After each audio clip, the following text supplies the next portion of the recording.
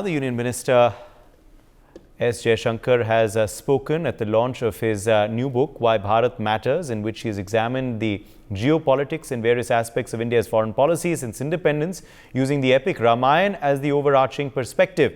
Delving into India's engagement with China after independence, Jaishankar appeared to criticize Pandit Jawaharlal Nehru's policy, saying if the approach had been more Bharat, we would have had a less rosy view of our relationship with China, quote-unquote.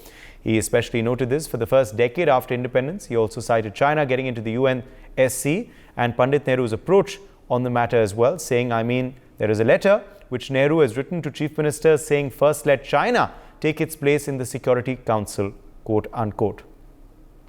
The External Affairs Minister also recalled how Pandit Nehru was hesitant in taking assistance from the United States following the 1962 war with China, as he was unsure how it would be seen.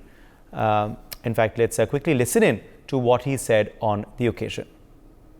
I think if he had been more Bharat, we would have had a less rosy view of our relationship with China. That a lot of what in our, especially our first decade, I think, and this is not something which is my fantasy. There is a kind of a record out there. There's an exchange of notes, letters between Sardar Patel and Pandit Nehru on China. And they have very starkly differing views about it. Today, what will happen with China? I argue for dealing with China from a basis of realism, that strain of realism which I feel extends all the way from Sardar Patel to Narendra Modi. That is the strain of realism which I feel should allow us to have a certain approach. The alternative strain, which starts from Nehru's, in a sense, China first policy, because he says, first let China take its seat, then we will see for India. China first. So, from China first policy, it ends up as Chindia policy. Let's in fact be a bit more specific now. Let's tell you a bit more about those concerns. So, Patel's concern number one was India's faith in China. If the Chinese put faith in this, they must have distrusted us so completely as to have taken us as tools or stooges of Anglo-American diplomacy or strategy. This feeling, if genuinely entertained by the Chinese in spite of your direct approaches to them, indicates that even though we regard ourselves as friends of China, the Chinese do not regard us as their friends. What was Nehru's response? Well, this was the response. Invasion is unlikely. I think that is exceedingly unlikely that we may have to face any real military invasion from the Chinese side, whether in peace or in war, in the foreseeable future. I base this conclusion on a consideration of various world factors. In peace, such an invasion would undoubtedly lead to world war, quote-unquote. And we all know, of course, what followed. Patel's concern number two was the northeast frontier. Throughout history, we have seldom been worried about our northeast frontier, he said. The Himalayas have been regarded as an impenetrable barrier against any threat from the north. Presumably, though, all that we required was Chinese counter-signature. The Chinese interpretation of suzerainty seems to be very different. We can then, therefore, safely assume that very soon they will disown all the stipulations which Tibet has entered into with us in the past. Nehru's response was China will not divert their forces. Yes, he said, China, though internally big, is in a way amorphous and easily capable of being attacked on its sea coast and by air. In such a war, China would have its main front in the south and east, and it would be fighting for its very existence against powerful enemies. It is inconceivable that it should divert its forces and its strength across the inhospitable terrain of Tibet and undertake a wild adventure across the Himalayas, quote-unquote. Again, we all know what happened after that. Patel's concern number three, and the final concern before I open it up to our panelists as well joining us live, was China's suspicion. In spite of this, he said, China is not convinced about our disinterestedness. It continues to regard us with suspicion, and the whole psychology is one, at least outwardly, of skepticism, perhaps mixed with a little hostility. I doubt if we can go any further than we have done already to convince China of our good intentions, friendliness and goodwill. Nehru's response was no major attack. I rule out any major attack on India by China. While there is, in any opinion, practically no chance of a major attack on India by China, there are certainly chances of gradual infiltration across our border and possibility of entering and taking possession of disputed territory. If there is no obstruction to this happening, quote unquote. Let me quickly bring in Kanwal Sibal now into the discussion, former Foreign Secretary. Kanwal Sibal, thank you for being with us today. What do you make of some of the revelations, some of the topics touched upon by the External Affairs Minister in his new book, particularly what he says about Nehru vis-a-vis Patel and vis-a-vis China? Well, a couple of things. Firstly, it's not as if this was something planned. These revelations or these exchanges between Patel and Nehru, that he sort of thought this was the right time to do it. It actually, in a sense, came out from the fact that he wrote this book. And at the launch of the book, he was asked questions. And he answered those questions. So that is one. Number two, that we all know this already. There's nothing new. There is no dramatic revelation that Jaishankar has made with regard to differences between Patel and Nehru on China and Nehru's thinking about China. And of course, the blunder that was made in 1962, the assumption that China will not attack, all that you have actually read out in terms of Nehru's response. All these facts are known. It just is that, as I said, the timing of this is related to the launch of his book. And of course, now we are entering into kind of a electoral phase, the 2024 elections. And Nehru has become a point of debate between the BJP and the Congress. The Congress is extremely touchy, extremely sensitive to any criticism of Nehru. What I will say in conclusion is that it is a fact that Nehru blundered badly with regard to China. Right from the start, not realizing that the fact that China occupied Tibet, it would pose long-term geopolitical danger to India, because for the first time in history, China would become a direct neighbor of India. And the fact that China had not at that point in time, but in 1950, 49, 50, Mao as his helms, and he got into power through the barrel of the gun, through military victories over the Chiang Kai-shek government, in the sense that his worldview, his methods of doing diplomacy, his methods of statecraft were totally different from that of Nehru and our own legacy of ahimsa and non-violence and negotiations and dialogue. And we won our independence through these means rather than through any military action or et cetera, et cetera. So the first of all, the thinking was different, the ideology was different. And then Nehru felt that he was, in a sense, a senior partner. He was more acceptable to the world. And therefore, he could, in a sense, introduce China to the rest of the world and make it more acceptable, communist China, that is. And then he had this notion of Afro-Asian unity, where if India and China got together, they could then decide the future of Asia without the intervention of the past imperial powers. There was that kind of romanticism. And of course, as we know, there's total misreading of the situation with regard to Mao's intentions towards India and what pushed him to invade India in 1962. So there it is. The controversy has come into public discussion once again. But as I said, that it's not something that we are not already aware of. But do you believe then, in hindsight, Ambassador Sibal, that, perhaps Jawaharlal Nehru should have paid more heed, attention to Sardar Patel's comments, suggestions, advice, views on this issue in particular? You see, who could at that point of time decide definitively who was right or who was wrong? I mean, in a sense, Patel was the realist. He understood the dynamics of the situation. He understood India's position. He understood the danger from China, given China's background. And as I said, the manner in which the Communist Party took power through military means. And far more importantly, that China was going to become the neighbor. I think any common sense reading of the situation would have said that when two biggest Asian powers abut each other become direct neighbors for the first time in history, with no past history of relations to really guide them in the future, and the worldview being different. There were bound to be there were bound to be a clash. There were bound to be a clash. China's ambitions were altogether different from ours, even though in terms of development we were not too far apart at that point in time. We were far more integrated with the world, with the Western world, having been a colony of the British for so long, and our soldiers having fought in all parts of Asia, all parts of the world against during the First and Second World War. And in fact, our soldiers also also operated in China under the British flag.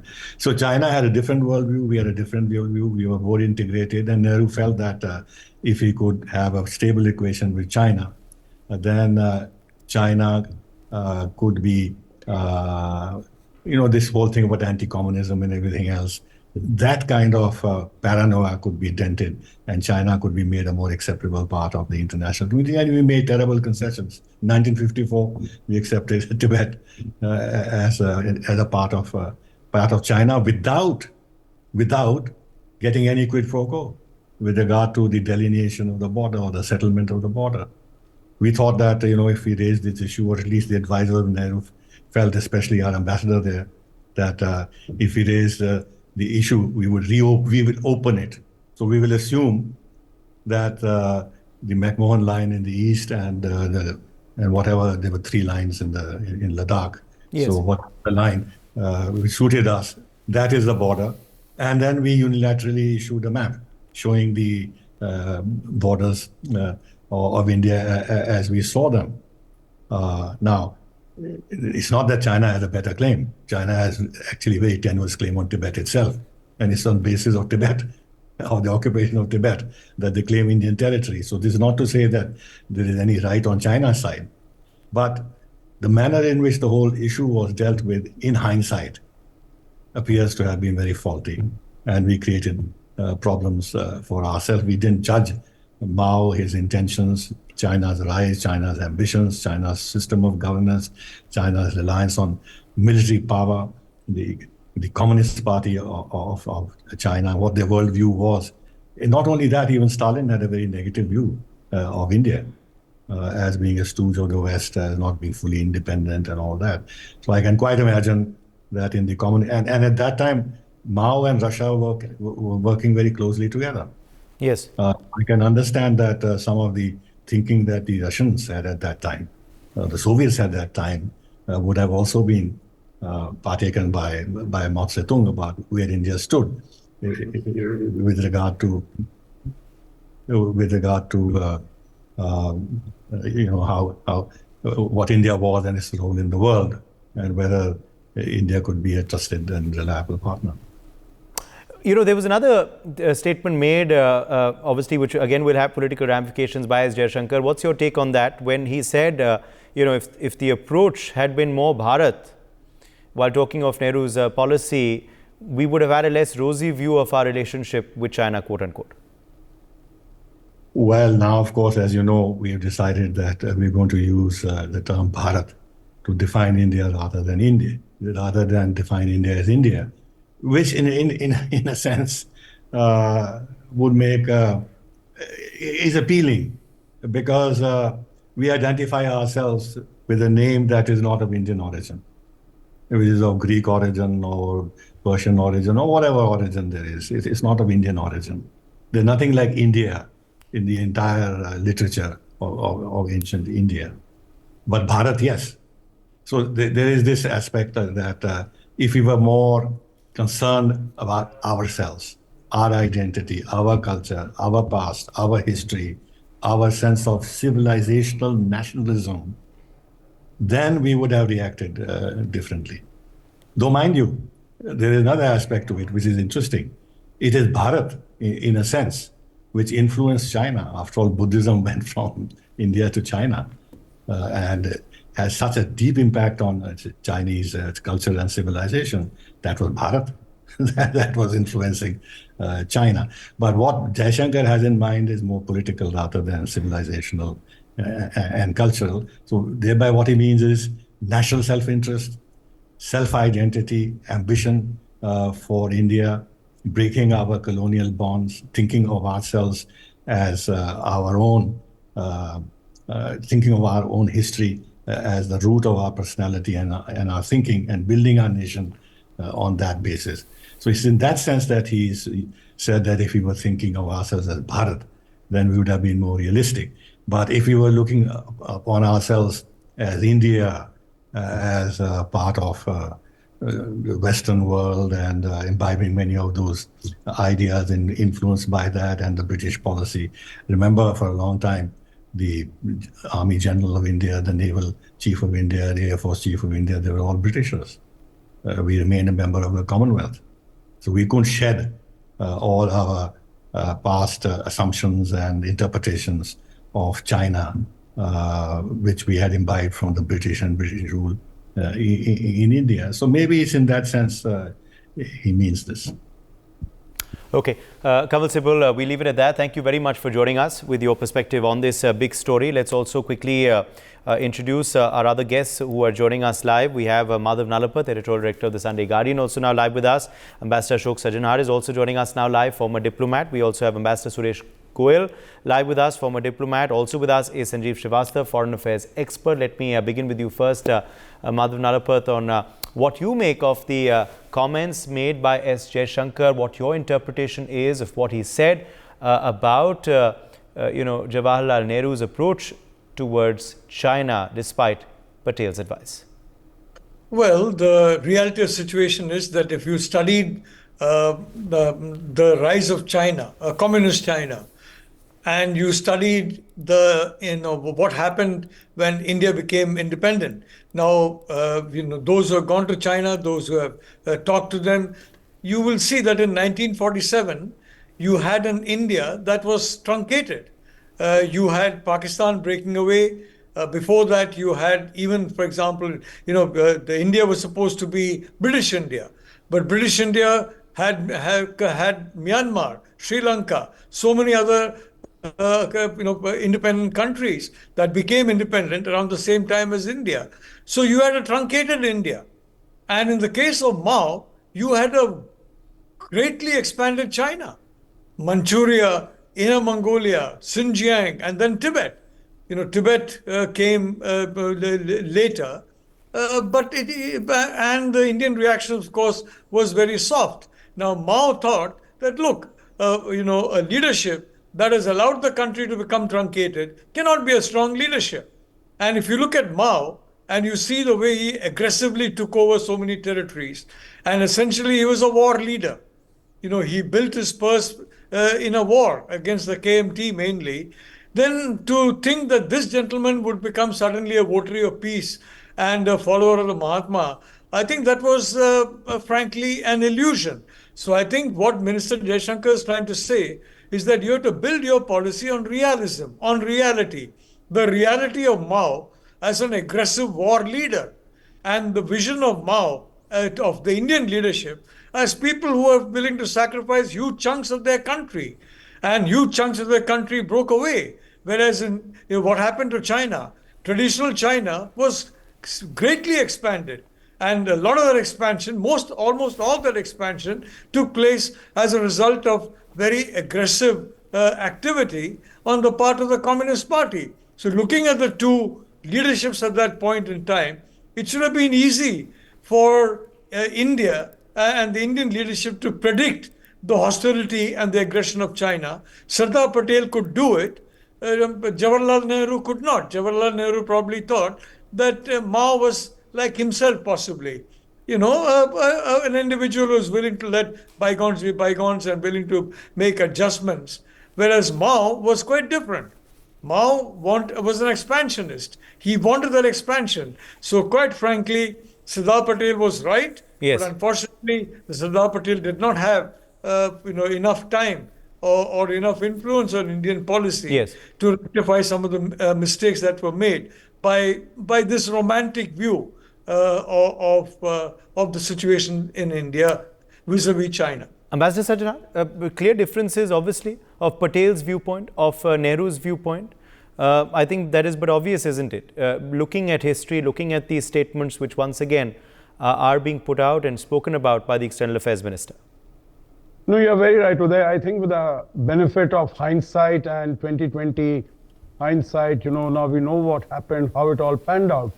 But I think any perceptive observer and, who had been able to assess and analyze the situation as it had evolved over the previous 15, 20 odd years, I think should have been able to make out, as Professor Nalapata has said, that, Mao was no peacenik. He was an expansionist leader.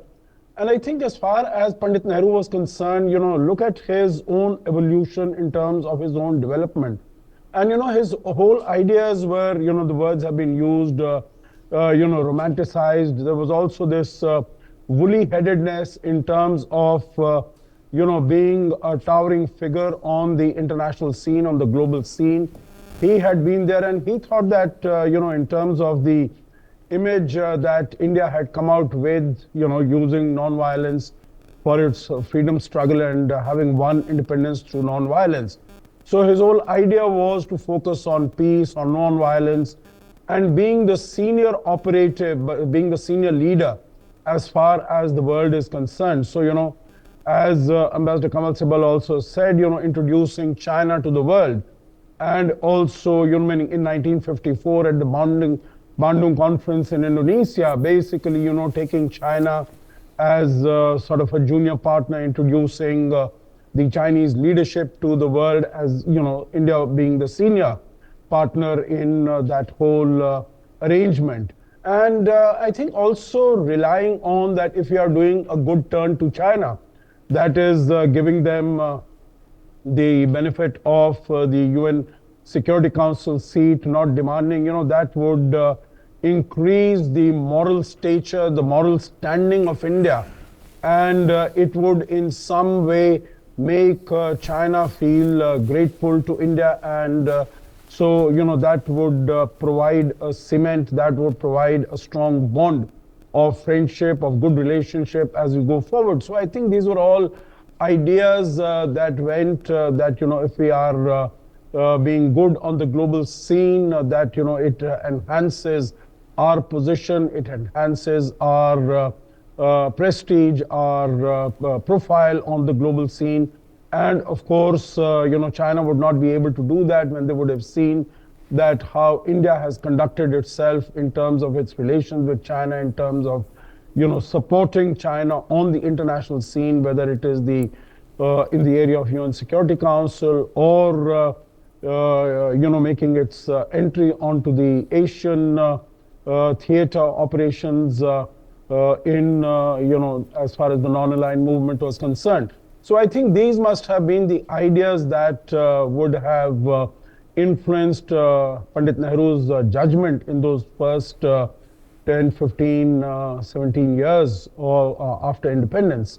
And obviously now with the benefit of hindsight, we know that his assessment was totally misplaced, whether it is in this context or it is in the context of taking, the Kashmir issue to the UN Security Council for a resolution from there, knowing full well. But, as I said, he was an internationalist in that sense, and he had great faith in the international institutions. The United Nations had just then been set up, so maybe he thought, that we would be able to get a resolution of the Kashmir issue rather than trying to, push out the Pakistani forces. Yes. But, he decided that it should be better to take to the UN. Yes. There are a number of issues on which, with the benefit of hindsight, we can say he blundered. Yeah. But I'm sure at that point of time, he would have taken the decision in the best interest of the country. Okay. Ambassador Goel, what's your take, Ambassador Suresh Goel, on, on this debate, which obviously will erupt? Interestingly, Kaval Sibal was saying earlier, it is a political year. Surely, of course, there will be political interpretation of these comments as well, given that the fact that they're said by a BJP MP and, of course, the External Affairs Minister in the government. But, looking back at, at Nehru's responses to Patel, do you believe he should have paid heed to his advice? Uday, let me just say one or two things, and I will not speak at all in the context of the present day politics. Yes. That Pastor Kaval Sibal has already addressed it, as well as Professor Madhav Nalpat. I'm going to keep away from that. Let me go back to 1947 when India became independent. Nehru and Patel, a lot has been made out of the differences between Nehru and Patel, and there were differences. There's no doubt that Nehru and Patel approached various issues from different point of view. But to interpret those differences as have becoming kind of contest between the two for situation, etc., that was not true. They were part of the same team and they worked together. And the differences between two senior political leaders, stalwarts, were natural to happen. And but there were differences in approaches between Nehru and Patel, and I will just basically focus myself on that. I think for Nehru, number one, where he came from and when he became the Prime Minister of India, he was grounded in the Satyagraha movement led by Gandhi, peaceful means, etc., etc. He was a romantic. He was an idealist, and therefore his approach to issues were very, very different. He thought, erroneously so, he thought that if he were to support, first of all, Chinese liberation, so to say. In fact, even before Mao Zedong became the General Secretary and President, even before that, he was supporting the Sun Yat-sen Party, the Chinese Nationalist Party, even before he went to Taiwan, because he seriously believed that China, as the largest nation in the subcontinent and as one of the oldest historical nations, India and China should work together. Erroneously, if you look at it from inside, it created a situation. Number one. Number two, Afro-Asian unity for him was not just an idealism. Afro-Asian unity and decolonization, and the both of them went together. Really, we should recall how India worked hard for independence of countries in Africa, in Asia, and he worked really tirelessly towards that. Again, whether it was actually he should have devoted all his energies to that or not, we don't know. We can always judge in different ways from inside. But the fact is that today's world map largely is because of the stand we have taken on decolonization. And even today, in the United Nations, most of the countries from Africa, they recognize the contribution made by Nehru's India in that movement. Number three, an Afro-Asian movement, Afro-Asian unity was born out of that. Number three, Nehru's focus was on economic and industrial consolidation of India and development of India. And he has said very often that if we were to devote resources to the military security of India, then where would the resources come for the economic and the industrialization? Now, again, whether he should have totally ignored the security is a matter of judgment. Probably not, perhaps not. I completely agree that you cannot leave the borders unguarded the way you did. But that was his approach. He thought that if we were to make friends with China and therefore with the inviolable Himalayan borders, he would be able to devote attention and energy to development of India. Yes. He proved wrong on some counts. Definitely, there's no doubt about it. But I think the biggest blunder, the mistake we did was number one, when in 1954 we allowed China to occupy Tibet. I mean, as Ambassador Kawal said, that it should have been a natural kind of a direction that when a country like China, a big neighbor, comes right next to our neighbor, there is bound to be a conflict or there is bound to be differences sometime or the other. Okay. And the Tibet and the USA both were pleading with India to allow Tibet to remain an autonomous, independent nation. We didn't really fight enough, and we gave away quite a bit of our assets in Tibet at that time. Once Tibet became part of China, and China came close to us on our border, I think the border differences were bound to happen, particularly because, with the exception of the eastern part of the country in Ladakh, which China didn't recognize, the borders in Ladakh had never been delimited. And therefore, the differences are bound to happen. So I would say that, yes, there were differences in Patel and Nehru, but the difference is they not become dissent. Okay, let me leave the last word to let me leave the last word to Sanjeev Srivastava on this discussion. Sanjeev, should it have been a Bharat approach at that point, as the External Affairs Minister said? Would that have warned us on time about China's nefarious intentions and perhaps not led us to say Hindi Chini bhai bhai? Well, Uday, I think or is it simply a political it is quite comment? clear. Yeah, Uday, am I audible now? Yes, You? yes. Yeah. So Uday, I think what our External Affairs Minister, Sri Jaishankar, is saying is that had we been more nationalistic, more realistic with regard to dealing with China or any other countries of the world, maybe we would have got different results. And at that point, the leadership of Pandit Jawaharlal Nehru and he himself clearly misread China. He could not realize the real nature of the Chinese strategic thinking, as well as the nature of the communist regime, which has just got into power.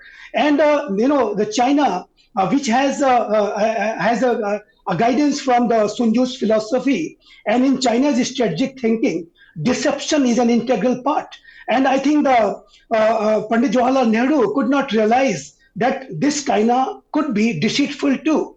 And when China signed this 17-point program in 1951, at that time itself, Yes. he should have got alerted and he should have been very, very, very careful.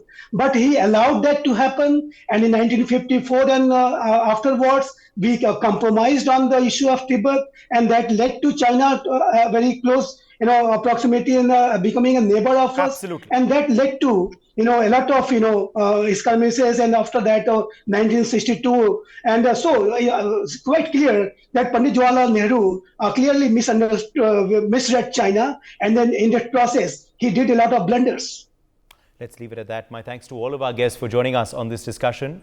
For more such videos, subscribe to the NewsX YouTube channel, hit the bell icon.